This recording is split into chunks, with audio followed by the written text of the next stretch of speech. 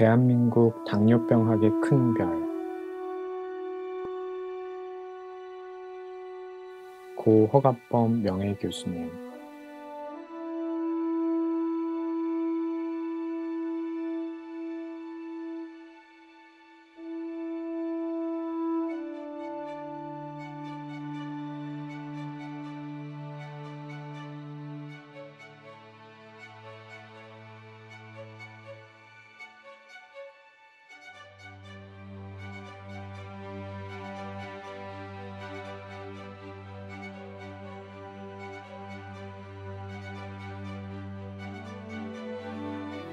고 허갑범 선생님을 그리워하며. 제가 아주 오래전부터 뵀던 분이고 항상 한결같으셨던 분이고, 보통 사람들은 보통 연구 한번 하면 논문 몇 개 쓰고 그게 다 지나가 버리는데, 거기서 나온 결과물을 가지고 평생 진료에 그걸 사용하시더라고요. 그것에 대해서 굉장한 신뢰나 신념이 있으셔서 당뇨병학회의 큰 스승이라고 저는 생각합니다. 당뇨 또는 내분비, 대사질환, 영양 이런 분야에 대해서 같이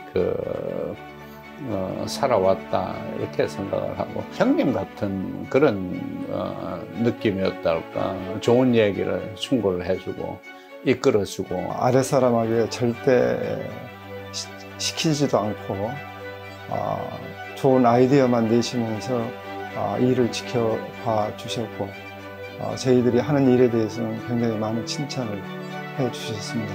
대학원을 가기보다는 개업을 하려고 그렇게 작정을 하고 있습니다. 그랬더니 선생님께서 말씀하시기는 당신은 개업할 사람이 아니네.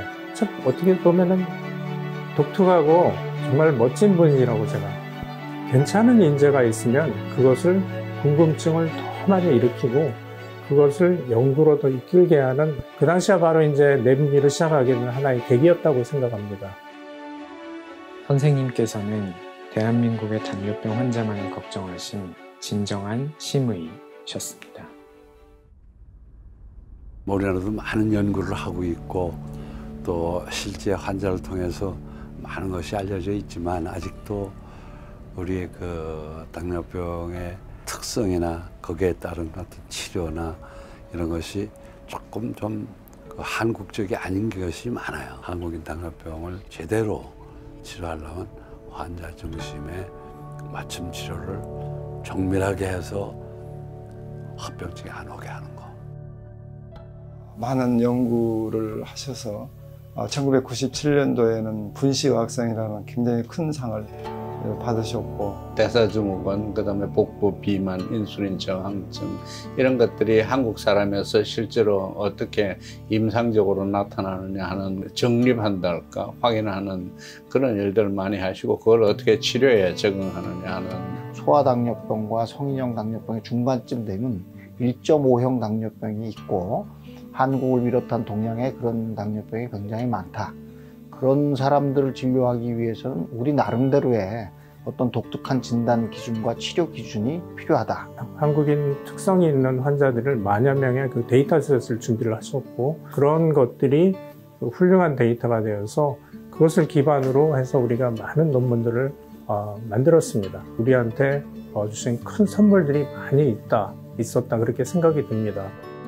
최근에 어느 통계를 보니까 당뇨병에 빗드는 직접 비용이 2조가 넘는 걸로, 우리나라에 아마 1년 의료비 지출이 한 30조 되는데 그중에 2조가 넘는다고 하는 것은 단일 질환으로서 상당히 크다고 생각을 합니다. 세계 수준의 그런 첨단적인 연구도 필요하지만은, 그러나 거기에 못지않게 또 중요한 것은 한국의 당뇨병의 어떤 특성을 예방적인 면에서나 우리가 또 치료적인 면, 국민들의 그런 건강을 위해서 우리가 많은 기여를 해야 될 것 같고.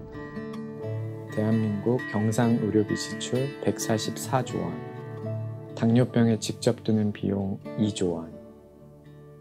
선생님께서는 국가적으로 엄청난 비용이 소모되니 우리에겐 선택과 집중이 필요합니다 라고 늘 말씀하셨습니다. 대한민국 당뇨병의 현실을 읽고 미래를 걱정하신 선생님.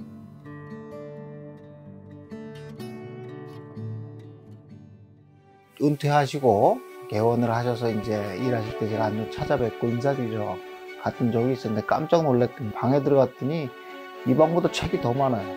온 사방에 잡지가 쌓여요.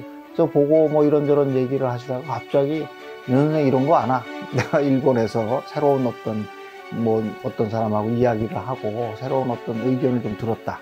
이거 우리가 깊이 생각해야 돼요. 그리고 당장 복사를 해주시더라고요. 우리나라 사람들의 있는 그 문제를 우리의 그 손으로 또 기술로 해결해야 되는데 기초 실력이 모자라다는 것을 사실 많이 느끼고 있었어요.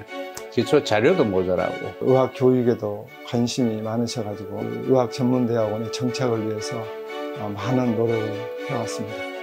의사로서 피지션 사이언티스트, 연구력이 우수한 의사를 많이 양성하고자 그런 많은 노력을 하신 것이 커다란 업적 중에 하나라고 생각이 됩니다.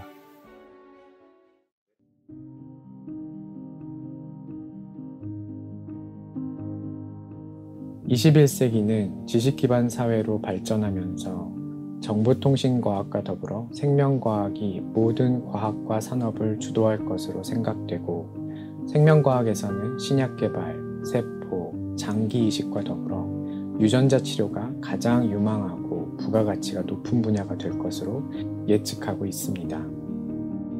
한국에서도 교육부 주관으로 21세기 과학기술 발전에 대비한 우수한 인재를 육성 배출한다고 합니다.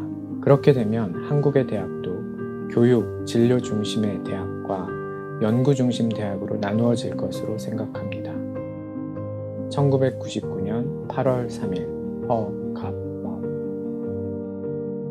대한민국에는 의료만 있고 의학은 없다며 임상의사뿐 아니라 제대로 된 기초의과학자 양성에 힘써야 한다고 늘 말씀하셨던 선생님. 학교를 하드웨어보다는 소프트웨어인 인력을 우리가 보강을 해야 된다. 한계와 그다음에 한계를 넘어서기 위해서 하셨던 그 과거를 좀 잘 이해를 하고 아마 그것들이 후학들한테 굉장히 큰 어떤 이제 감동, 그다음에 가르침으로 남았을 것 같습니다. 세상은 사람이 변화시키고 사람은 교육이 변화시킨다. 훌륭한 의사를 만들기 위해서는 의학교육이 가장 중요하다. 선생님이 하신 일들을 보고 배웠으면 하는 것이라고 저는 지금 그런 생각이 듭니다. 밝은 미소로 당뇨병 학회를 이끌어주신 교수님. 항상 더 큰 미래를 꿈꾸는 명이셨습니다. 허갑범 교수님, 감사합니다. 그립습니다.